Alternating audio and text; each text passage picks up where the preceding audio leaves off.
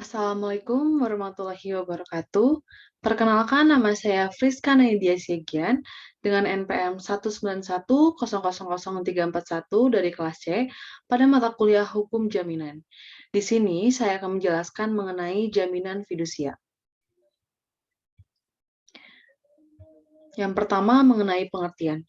Peraturan mengenai dasar hukum fidusia diatur dalam Undang-Undang Nomor 42 Tahun 1999 tentang jaminan fidusia yang menyatakan bahwa fidusia adalah pengalihan hak kepemilikan suatu benda atas dasar kepercayaan dengan ketentuan bahwa benda yang hak pemilikannya dialihkan tersebut tetap dalam penguasaan pemilik benda. Sebagaimana dimaksud dalam Undang-Undang Nomor 4 Tahun 1996 tentang hak tanggungan yang tetap berada dalam penguasaan pemberi fidusia sebagai anggunan bagi pelunasan utang tertentu yang memberi kedudukan yang diutamakan kepada penerima fidusia terdapat kreditur lainnya.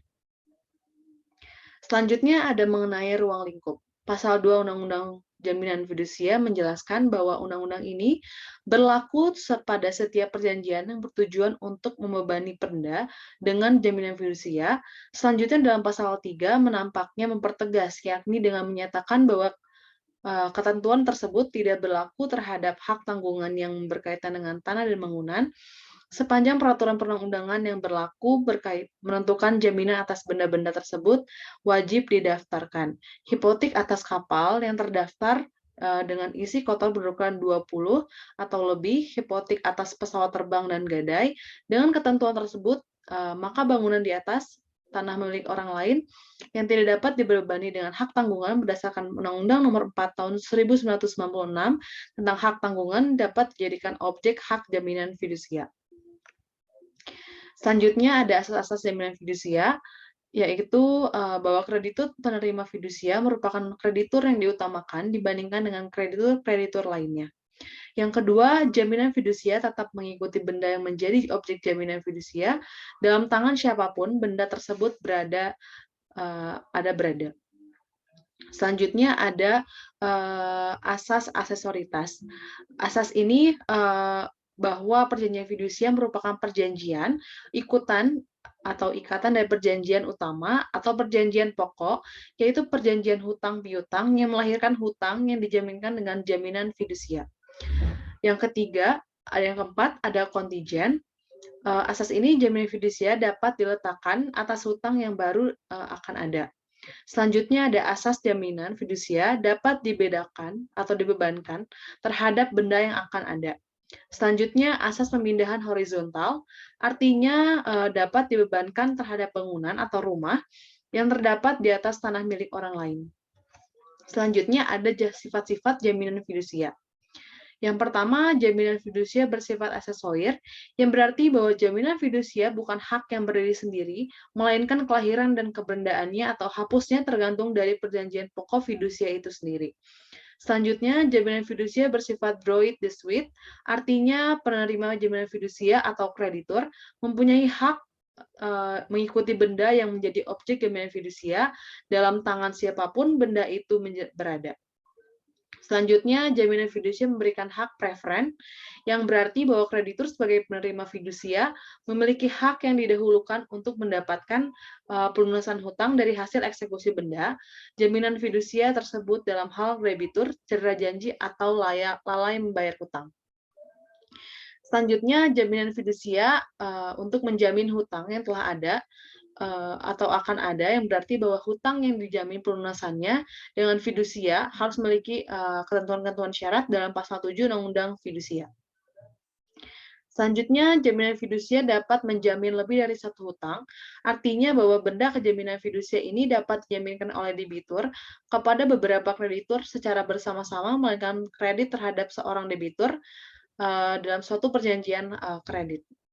Lalu ada jaminan fidusia mempunyai kekuatan eksekutorial, yang berarti bahwa kreditur sebagai penerima fidusia memiliki hak untuk mengeksekusi benda jaminan bila debitur cedera janji, dan eksekusi tersebut dapat dilakukan atas kekuasaan sendiri atau tanpa putusan pengadilan yang berkekuatan hukum tetap. Yang terakhir yaitu ada jaminan fidusia bersifat spesialis dan publisitas. Artinya spesialis yaitu secara rinci mengenai objek jaminannya dan probabilitas, yaitu berupa pendaftaran atau akta jaminan itu harus didaftarkan dalam pejabat notaris. Lalu ada jaminan fidusia ini berisikan hak untuk melunasi hutang. Sifat ini sesuai dengan fungsi setiap jaminan yang memberikan hak atas kekuasaan kepada kreditur untuk mendapatkan pelunasan dari hasil penjualannya. Selanjutnya, jaminan fidusia meliputi hasil benda yang menjadi objek jaminan dari klaim asuransi dan objek jaminan fidusia berupa benda-benda bergerak atau berwujud. Selanjutnya ada mengenai pembebanan jaminan fidusia. Pembebanan jaminan fidusia ini menurut pasal 5 dibuat dengan akte notaris dalam bahasa Indonesia yang merupakan akta jaminan fidusia. Untuk pembuatan akta jaminan fidusia ini dikenakan biaya yang besarnya diatur lebih lanjut dengan peraturan pemerintah. Dalam akta jaminan fidusia ini yang dibuat dengan notaris sesuai ketentuan pasal 6, sekurang-kurangnya harus memuat identitas pihak pemberi dan penerima fidusia, data perjanjian pokok yang dijaminkan kepada fidusia, uraian mengenai benda yang menjadi objek jaminan fidusia, nilai penjamin, nilai benda yang menjadi objek jaminan fidusia. Pembebanan jaminan fidusia ini sesuai dengan pasal 7 ada 3. Yang pertama yaitu utang yang telah ada. Yang kedua, utang yang akan timbul di kemudian hari dan telah diperjanjikan dalam jumlah tertentu. Yang ketiga, utang yang ada pada saat eksekusi dapat ditentukan jumlahnya berdasarkan perjanjian pokok yang menimbulkan kewajiban memenuhi suatu prestasi. Selanjutnya ada mengenai pendaftaran jaminan fidusia. Untuk mendaftar jaminan fidusia ini perlu memenuhi persyaratan sesuai dengan pasal 12 Undang-Undang Fidusia, yaitu ada 4. Yang pertama, surat permohonan pendaftaran jaminan fidusia diajukan kepada Menteri Hukum dan Hak Asasi Manusia. Yang kedua, salinan akta notaris. Yang ketiga, surat kuasa atau surat pendelegasian wewenang atau wakilnya dengan melampirkan pernyataan jaminan fidusia. Yang keempat, bukti pembayaran penerimaan negara bukan pajak. Isi dari sertifikat jaminan fidusia ini sesuai dengan pasal 15, tercantum dalam kata-kata demi keadilan berdasarkan ketuhanan yang Maha Esa. Sertifikat jaminan fidusia ini mempunyai kekuatan eksekutorial yang sama dengan putusan pengadilan yang telah mempunyai hukum kekuatan tetap. Dalam ketentuan tersebut, yang dimaksud dengan kekuatan eksekutorial yaitu langsung dapat dilaksanakan tanpa melalui pengadilan dan bersifat final serta mengikat pada pihak untuk melaksanakan putusan tersebut. Hapusnya jaminan fidusia itu diatur dalam pasal 25-26 Undang-Undang Fidusia dan secara umum karena hal-hal berikut, yaitu ada 3. Yang pertama, hapusnya hutang yang dijamin dengan fidusia atau pelunasan, pelepasan hak atas jaminan fidusia oleh penerima fidusia, musnahnya benda objek jaminan fidusia atas permintaan penerima fidusia. Lalu ada akibat hukum dari jaminan fidusia. Jaminan fidusia tidak dapat dibuatkan sertifikat jaminan fidusia menimbulkan akibat hukum yang kompleks dan beresiko.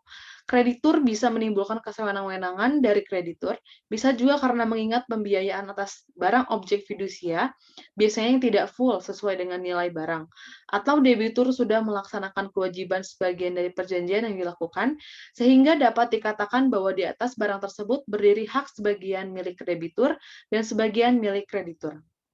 Apalagi jika eksekusi tersebut tidak memenuhi badan penilaian harga yang resmi atau badan pelelangan umum, tindakan tersebut dapat dikategorikan sebagai perbuatan melawan hukum atau PMH yang diatur dalam pasal 1365 KUH Perdata yang dapat digugat ganti rugian.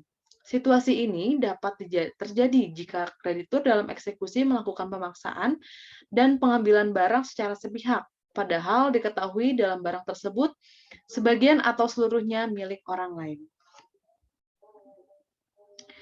Sekian penjelasan dari saya. Mohon maaf bila ada kesalahan. Wassalamualaikum warahmatullahi wabarakatuh.